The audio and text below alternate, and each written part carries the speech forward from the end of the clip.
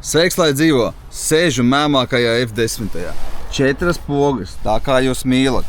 Autonomā apsilde ar tālvadības pulti, tā kā jūs mīlat. Sēdekļi apsildāmi, komforta. Facelifts 2013. gads. Cena? 11,500 eiro. Jā, lētākā Latvijas tirgu. Tā kā šāds pieejams kārbiņā, sēdaniņš skaists. Un, protams, vēl nepieminēja, ka viņš ir X-Driviņā. Jā, un, protams, pilnpiedziņa. Tā kā tie, kuri vēl domā iegādāties Audi, tā, ka tas ir pilnpiedziņa, tad iesakums ir izskatīt šādu aparātu bez, kā saka, Audi zīmītes ar BMW īsto zīmīti priekšā un pilnpiedziņā. Kā tev liekas, kas būs labāks, Audi Quattro vai BMW X-Drive? Skaidrs, ka Audi fani teiks, ka Audi pilnpiedziņi tur mēmāk no tā tālāk, bet cik esmu pats viņiem dzīvē braucis F10 un cik man pašam viņi ir bijuši, pat es man kādi mērķi, ko grib sasniegt?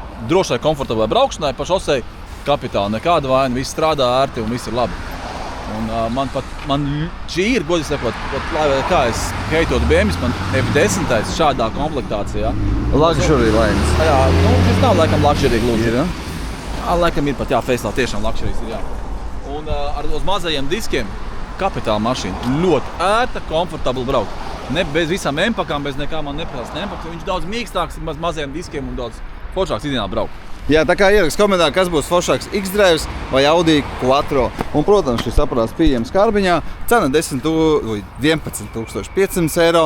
Un tavs auto varbūt kā pirmā iemaksa. Un, protams, ja būs nepieciešams finansējums, tad jau Evitiņi tev arī sakārtos finansējumu. Nē, kodzi nav. Oho!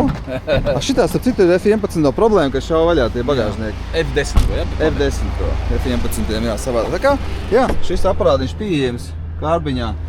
Kā netīrā prece. Nu, redzi, kāds mēmākais aparātiņš. Jā, kapitāli, viss kā pienākās. Ka visiem jauku dienu, čau, čau. Brauc kārbiņu.